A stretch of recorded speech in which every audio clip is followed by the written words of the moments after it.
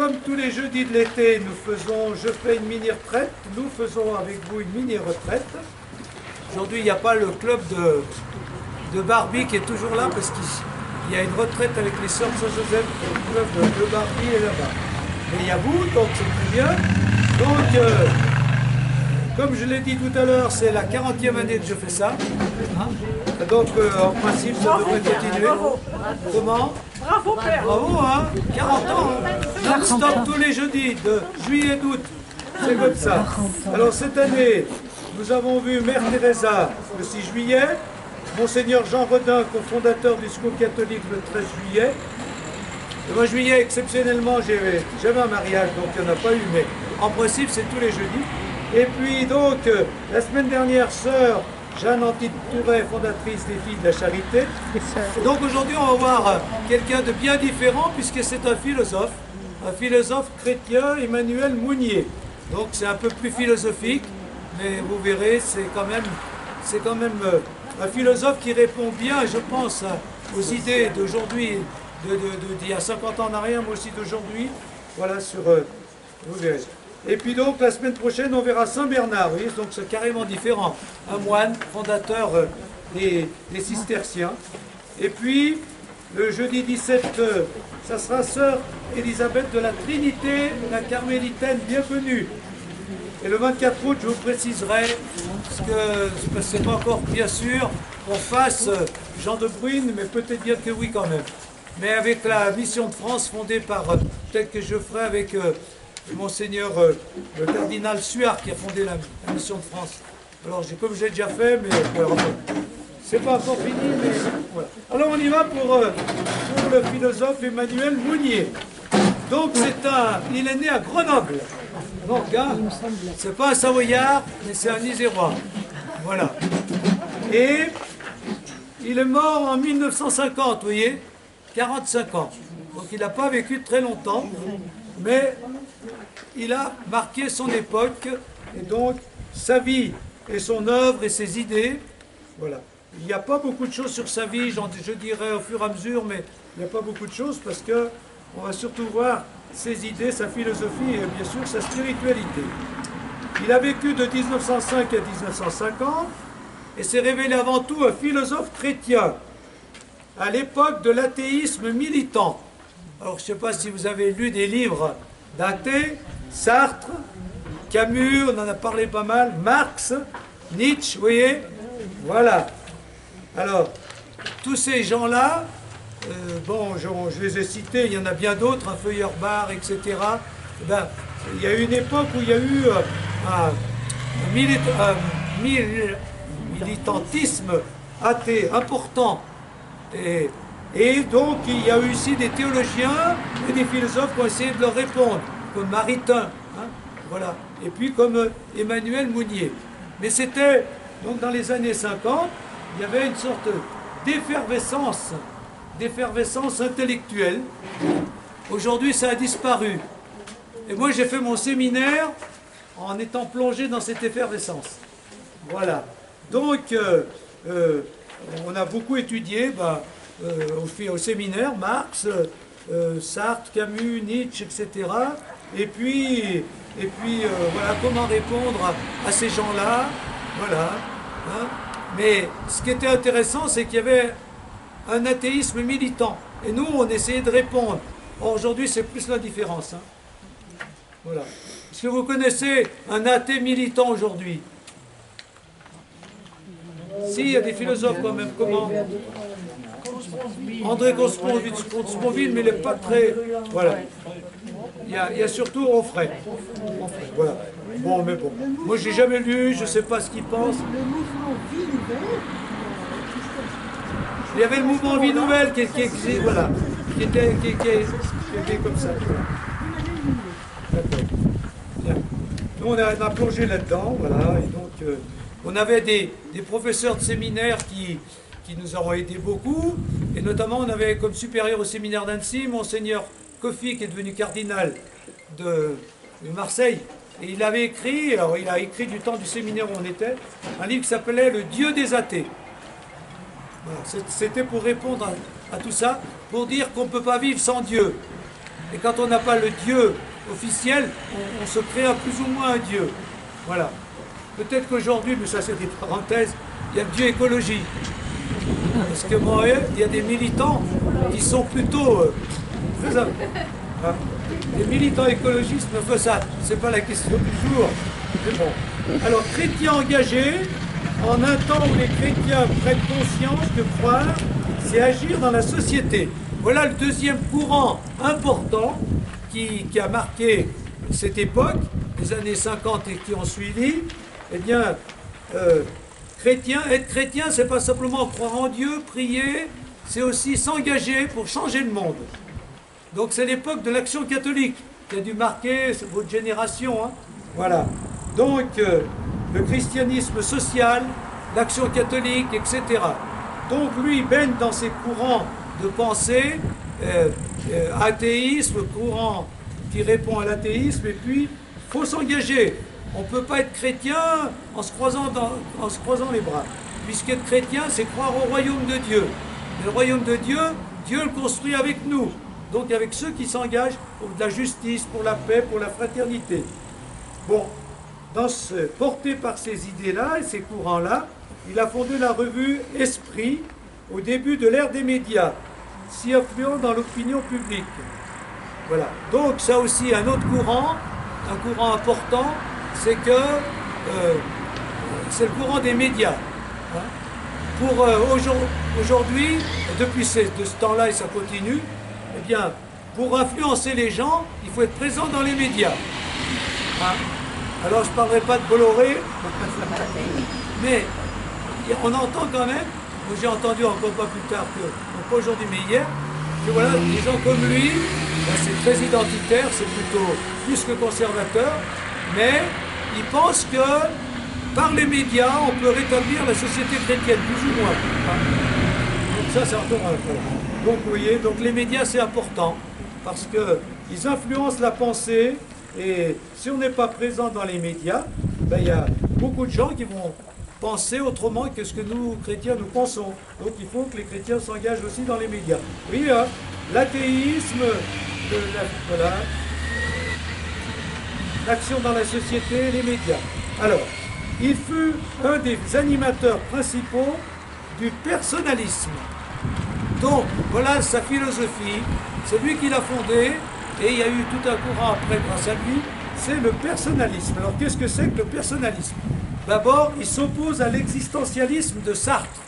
Vous voyez, il y a des grands mots, hein. Je ne sais pas si ça vous dit quelque chose, ces mots, l'existentialisme de Sartre.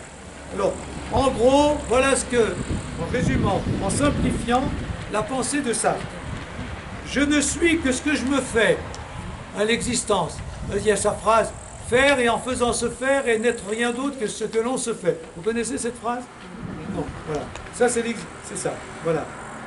C'est-à-dire que je n'ai pas une nature. Sous-entendu, c'est pas Dieu qui m'a créé. C'est moi qui me crée. C'est ça l'existentialisme. Donc, je n'ai pas besoin de Dieu. Hein. J'existe par moi sans référence à un absolu qui m'aliénerait. Voilà la pensée de Sartre. Si vous croyez en Dieu, en absolu, qui vous dit ce qu'il vous faut faire, et qui vous dit qu'il faut faire ceci, ben ça vous aliène, c'est-à-dire vous n'êtes pas pleinement libre. Hein. Donc on n'a pas besoin de Dieu pour être nous-mêmes. Je ne me construis pas moi-même, et j'ai besoin de rien d'autre. Ça c'est Sartre.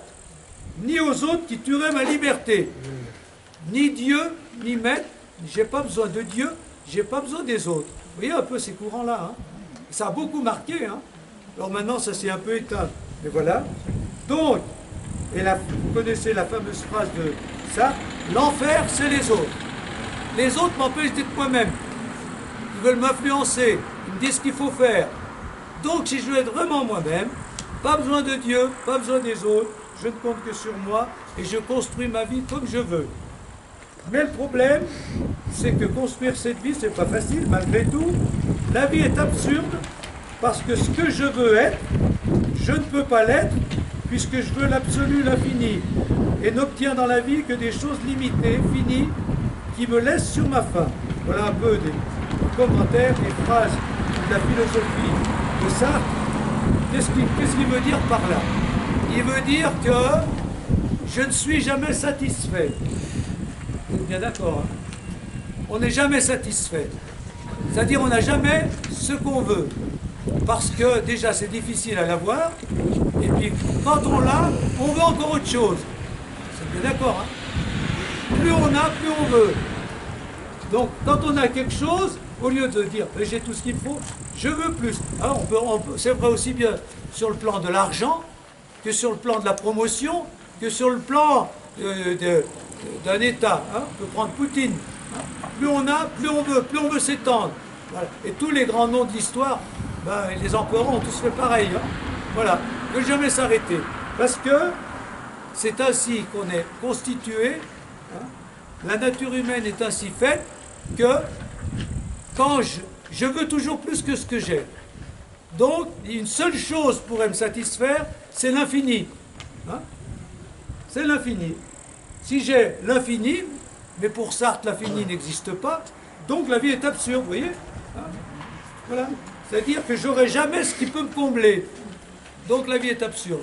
Donc je me console en disant, mais je vais me faire tant bien que mal avec ce que je suis, mais pourvu que je reste libre, sans dépendre ni de Dieu ni des autres. Vous voyez la théorie de Sartre, c'est ça?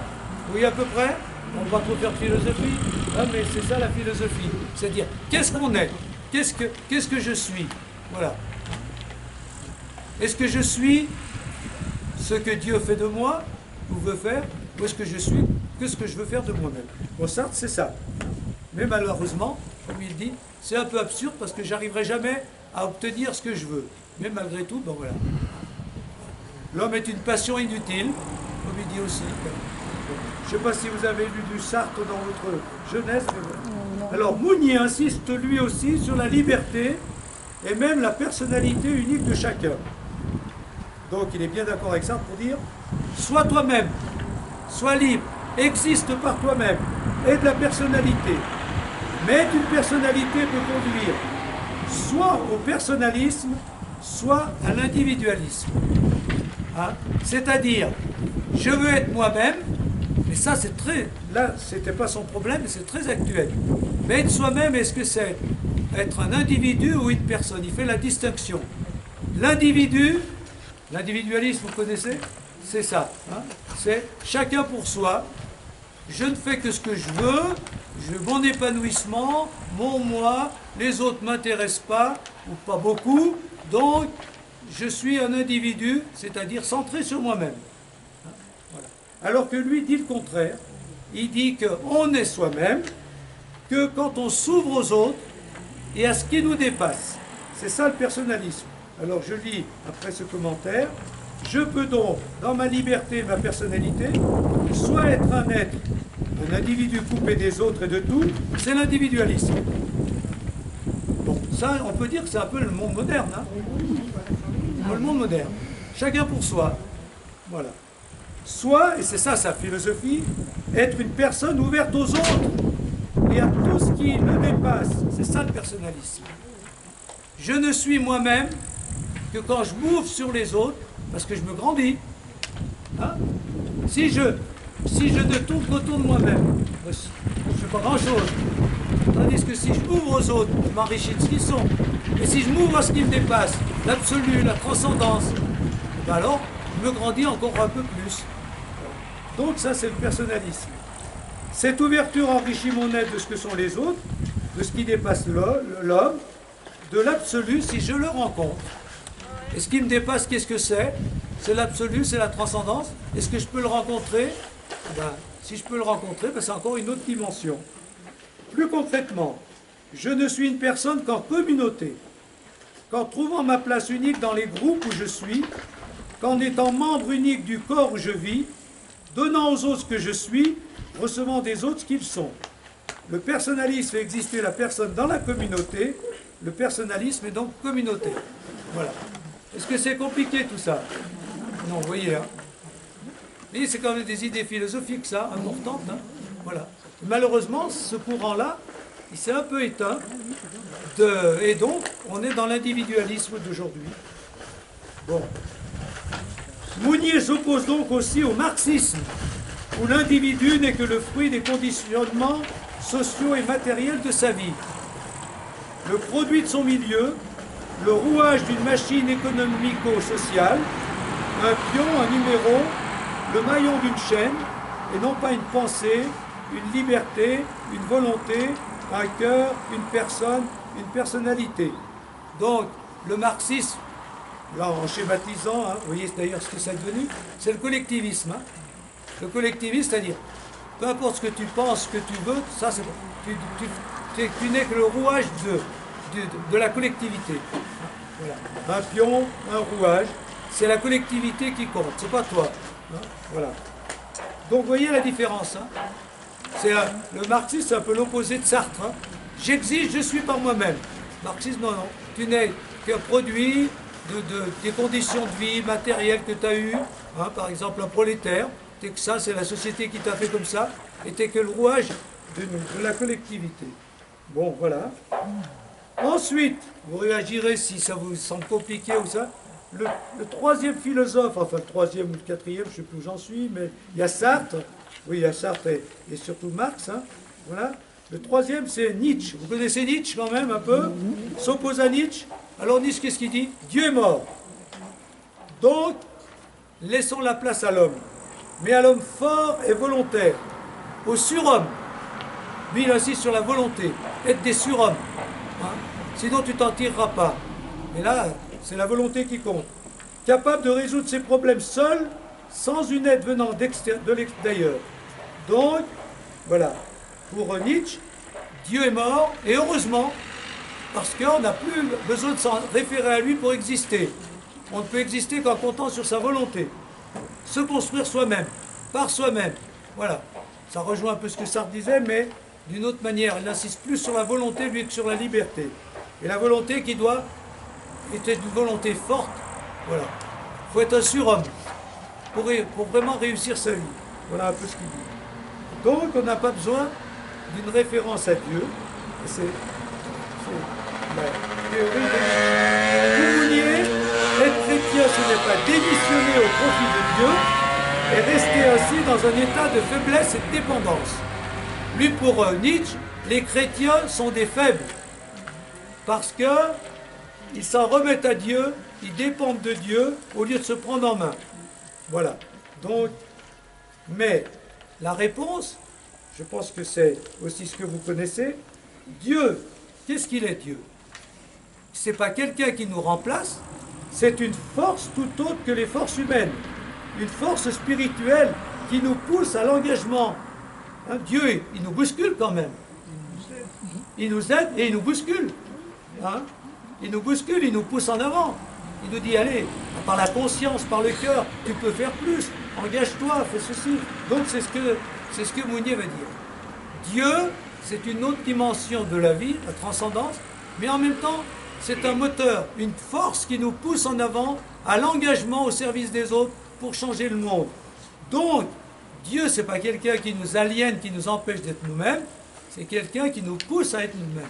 C'est une force supplémentaire. Voilà. Hein? Bien. Et si on rejoint Saint Paul, c'est quand je suis faible que je suis fort. C'est vrai qu'il y a des moments où on est faible, hein, vous êtes bien d'accord. On se laisse aller à notre faiblesse. Et bien justement, Dieu nous pousse et nous donne la force. C'est quand je suis faible que je suis fort. Donc voilà comment Mounier définit Dieu, la transcendance qui donne une autre dimension à la vie, et la force qui nous pousse en avant pour nous engager afin de changer le monde. Hein, voilà. Et de vivre ce qu'il va appeler l'affrontement chrétien. L'affrontement. S'affronter, affronter le monde tel qu'il est, affronter le mal, affronter toutes les oppositions pour construire la fraternité, la paix, la justice, etc., la liberté. Donc, appeler à un christianisme fort, voilà les mots qui, pour lui, définissent le christianisme. Il doit être fort, engagé, combatif, offensif. Vous voyez un peu? Conduit Mounier à s'opposer aux chrétiens de son temps. Définir le christianisme de son temps. Et voilà, alors voilà ce qu'il dit des chrétiens. J'espère que vous n'allez pas vous reconnaître là-dedans. Il dit que les chrétiens de son temps, il dit qu'on a affaire, son temps, et aujourd'hui j'en sais rien, à une chrétienté qu'il juge abattardive, devenue aveugle aux appels du monde, incapable de produire autre chose qu'une conscience morale anémiée. Vous voyez un peu, hein. Il dit qu'on est anémié, qu'on ne se bat plus, qu'on n'y croit plus ou plus assez. Voilà. Comment? Il a peut-être encore un peu raison. Et bien voilà, vous direz ce que vous pensez du christianisme alors. Alors, on va finir, puis après on réagira. Après, on passera des choses à la spiritualité qui est plus concrète. Mais il faut quand même situer Mounier dans ces grandes idées-là. En 1930, Mounier, qui a à ce moment-là 25 ans, hein, jeune, alors jeune agrégé, se lance dans l'aventure de la revue Esprit. Influencé par Bergson, Péguy, Maritain, vous voyez, c'est des grands noms, il veut, par cette revue, refaire la Renaissance, c'est-à-dire apprendre à penser autrement la vie et la foi, non en restant dans l'Église comme une forteresse assiégée hors du monde, dont elle doit se défendre, mais en étant dans le monde pour donner et recevoir. Voilà. Et ça pose des questions pour nous aujourd'hui. Voilà. Je vous dirai pourquoi tout à l'heure. On en a déjà parlé les autres fois, mais c'est bon d'y revenir. On lui reprochera d'être trop ouvert au monde et à ses influences, soit au contraire d'avoir une philosophie qui n'est que la traduction humanisée de la foi chrétienne. Bon. Donc on va lui reprocher ces deux choses, d'être trop ouvert au monde, ou alors on va lui dire non mais ce que tu dis en fait, c'est ce que tu as toujours dit le christianisme, tu l'as un peu humanisé, un peu délavé, mais c'est ce que disent. Voilà, bon ça peu importe, ça c'est des reproches. Il écrira 3 ouvrages, le manifeste au service du personnalisme, donc ça rejoint ce qu'on vient, qu'est-ce que c'est que le personnalisme? Le traité du caractère, vous voyez déjà derrière le mot caractère ce que ça veut dire, hein. Il faut avoir de la volonté, du caractère, il faut affronter le mal, il faut affronter, voilà, ça, un peu pour répondre à Nietzsche, et puis l'affrontement chrétien, voilà, l'affrontement chrétien. Être chrétien, c'est affronter le monde, affronter le mal, affronter les autres, donc c'est un combat.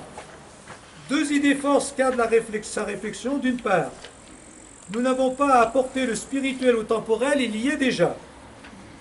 Notre rôle est de l'y découvrir et de l'y faire vivre, proprement de l'y communier. Le temporel tout entier est le sacrement de Dieu. Voilà. Donc le temporel, c'est toutes les œuvres humaines, hein, le travail professionnel, le social, etc. Dieu, il est déjà là-dedans. Hein. Donc il ne s'agit pas de dire on va mettre Dieu dans la vie humaine, il est dans la vie humaine déjà, mais on va essayer de le révéler, hein, d'en faire prendre conscience.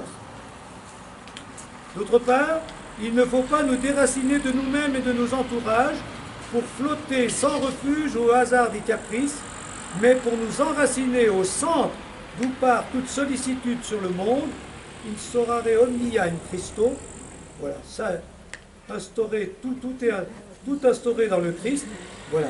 Donc, ce qui veut dire, voilà, il faut s'enraciner dans le réel de nos vies, le réel concret.